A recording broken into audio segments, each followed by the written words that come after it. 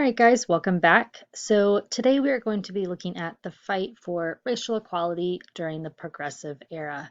We're going to start off with kind of a recap of the state of civil rights and life for Black Americans at the turn of the 20th century, and then we will look at some prominent civil rights activists from the time period and how they addressed the issue of racism in America. So we're going to start, like I said, with this kind of recap of the Jim Crow era. So the failures of Reconstruction when it came to actually protecting the rights of Black Americans, plus these Redeemer Democrats who are gaining control of these Southern governments, they are going to perpetuate these racial inequalities that are continuing throughout the early part of the 20th century or the 1900s. It is specifically the worst in the South. However, nationwide, there are a general lack of protections for the lives and the rights of Black Americans. So we call this time period from about the 1870s to the 1950s-ish. We call that the Jim Crow era. And so we can look at discrimination during this time period in three different ways with political, social, and economic discrimination. So we'll start off with political. Remember, if you see the word political, you need to think laws, government, that kind of thing. So one way to talk about political discrimination is using the term de jure discrimination, which is basically discrimination that's enforced by laws that are passed by governments. These would include those Jim Crow laws that enforced segregation, not only in the South but nationwide, as well as Black codes. Those were laws that specifically targeted Black Americans with crimes that were not considered crimes for white Americans. It led to a disproportionate amount of Black men in prison who were later then leased out to these farms and these industries so that these, government prisons could make money off Black labor. So that was called convict leasing. I have an image here if you remember that from last unit. Also, disenfranchisement tactics, things like poll taxes and grandfather clauses and literacy tests, those would all fall under de jure discrimination as well. And then also the lack of punishing people for racially based crimes like lynchings. That would also fall underneath de jure discrimination, failing to prosecute people who committed racially based offenses.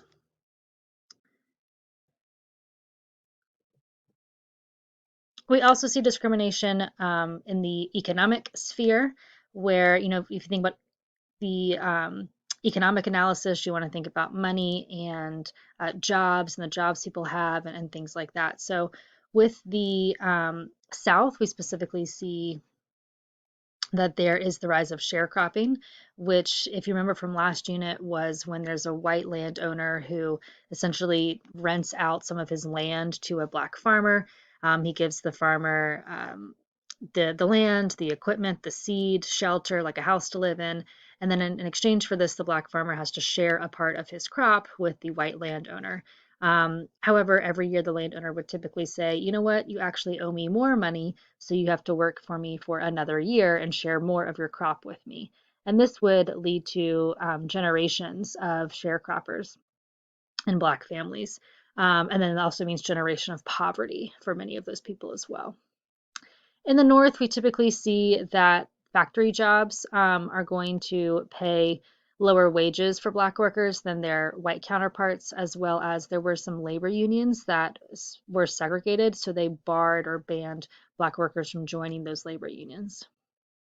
There were some greater economic opportunities in the West. Remember, we talked about the Homestead Act, where farmers could buy $10 or 160 acres for $10. And we know that a lot of Black Americans from the South took advantage of that law as a way to move out west. However, not all, farmers were able to make it, and not everyone in the West is a farmer. There were railroad jobs and some other jobs available, and those Black workers did receive lower wages than their white counterparts. And then with social discrimination, we can call this de facto discrimination. It is discrimination that's enforced by social customs and traditions. So it's kind of like it's discrimination that's enforced by people in society, not necessarily laws. So a really good example of de facto discrimination is racial etiquette. So these were kind of like guidelines for behavior that Black Americans had to follow. They're not laws, they're just kind of, these informal social rules that if they broke them, they could become targets for racial violence or lynchings by white supremacist groups like the KKK. So I have some examples over here on our slide. Things like Black Americans had to take off their hats in the presence of white people or kind of move to the side of the sidewalk if passing a white person, not to make eye contact or shake hands with white people because that would imply equality. But like I said, these are these informal rules that were enforced through things like fear and intimidation and violence. And they were to ensure that no matter what legal rights Black Americans got, socially they would be seen as inferior. Okay, so this is kind of the status of Black American life at the beginning of the 20th century. We're now going to look at some important civil rights activists. And a lot of times when people hear, the term civil rights movement, they think of the 1950s and 60s and Martin Luther King Jr. and Rosa Parks and other activists. However, it's important to recognize that the struggle for civil rights or equal protection of rights for Black Americans existed long before the traditional civil rights movement of the 1960s. So the work that's done during this progressive era, while there are definitely some protections that Black Americans don't achieve during this point, it sets the stage for later civil rights activism down the road. Okay, so the first person we're going to look at is Ida B. Wells. She is most known for trying to get the government to pass, the federal government to pass an anti-lynching law. She was noticing that state governments, specifically in the South, were not prosecuting or punishing people who committed lynchings. And she believed that the federal government should step in and pass an anti-lynching law that would make it a federal crime to lynch somebody. Therefore, these people who were committing lynchings would face some type of, criminal punishment. She outlined her beliefs in a variety of essays and pamphlets.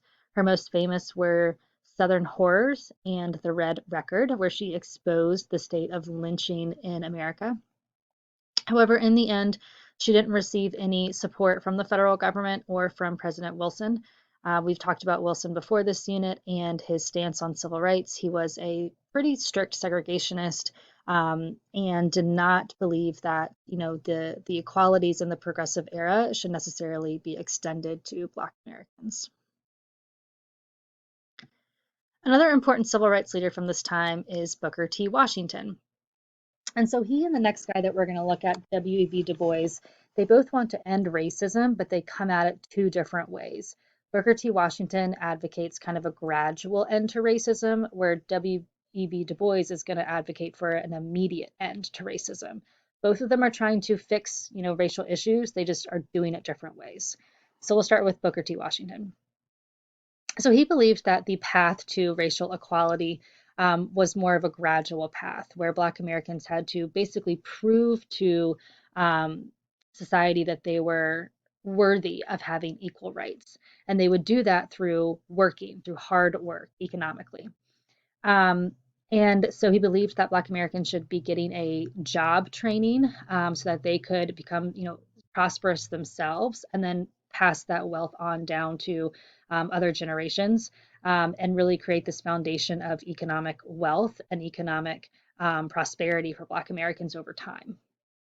He spoke about this in the Atlanta Compromise speech that he gave in Atlanta, where it outlined essentially kind of like an informal agreement between Black Americans and white leaders, political leaders, where Black Americans would agree to continue working economically and to follow these laws that white governments were making. And in exchange, Black Americans would receive basic educational opportunities and equal protection under the law. And like I said, for Booker T. Washington, getting a job training was really important to his philosophy so that Black Americans could work and prove their worthiness. So he founded the Tuskegee Normal and Industrial Institute, which was an all-Black job training school in Alabama. It still exists today. However, it's called Tuskegee University and doesn't focus specifically on job training. It's a university that offers a variety of different degrees. W.E.B. Du Bois would probably be considered kind of like the opposite of Booker T. Washington when it came to his beliefs about racism. He did not believe that Black Americans should have to prove anything to earn equality, that they should demand it immediately. He wanted to fight for racial equality using legislation, so passing laws that would outlaw discrimination, using the court system to fight racially discriminatory laws, and then he advocated for getting an education not necessarily based in job training, but more based in the liberal arts, which we'll talk about in a minute. He founded the National Association for the Advancement of Colored People, also known as the NAACP, which you've probably heard of because it exists today. And it initially was established in the early 1900s as a way to fight discrimination in the court system. So the NAACP would hire lawyers who would then basically sue state governments for, or the federal government for passing discriminatory laws. Um, he also advocated for education, not in the sense of job training like Booker T. Washington, but he advocated for more of a liberal arts education based in things like history and law degrees and philosophy. He believed that having a pool of really well-educated Black leaders for the Black community would be the best way to go after challenging racism through laws and through the court system. And he advocated for this in something called the Niagara Movement. Okay, so this last activist from the time period, Marcus Garvey, he's a little bit different from Booker T. Washington and W.B. Du Bois because he believed that racism essentially would not come to an end in America. He believed that Black Americans were not going to be accepted as equals in a white society, and so they shouldn't try to keep assimilating and giving up part of what made the Black community unique. He really stressed Black pride and self-improvement rather than trying to conform to some strict standard of what the white people in society wanted them to be. He advocated for the creation of a separate society for Black Americans. Now, this idea is kind of the foundation of what we call Black nationalism. We'll see that later come up with the Black Panther Party in the 1960s. But he went further than that and even said that possibly Black Americans should return to Africa, back to their ancestral homelands, in something called the Back to Africa movement. Ultimately, the Back to Africa movement wasn't successful. There was not a large population of Black Americans that went to Africa, but he was popular among people in America who were just really frustrated and disillusioned with the state of discrimination nationwide. His beliefs were considered fairly radical or like pretty extreme for the time period, which made him a target for the FBI to investigate. They would spy on him, they would monitor his movements and his communications, and eventually he was jailed for mail fraud and he was deported to Jamaica. However, it's important not to dismiss Marcus Garvey because his, belief in Black pride and Black joy and self-improvement and, this idea of Black being beautiful, we see lots of elements of that today in today's, Black Lives Matter movement and the modern civil rights struggle. And so each of these leaders, Washington, Du Bois, Wells, and Garvey, while the stuff they were doing was 100 years ago, you can definitely see elements of that in today's society as well. And so we'll trace, the struggle for civil rights throughout the 20th century as we come to modern day.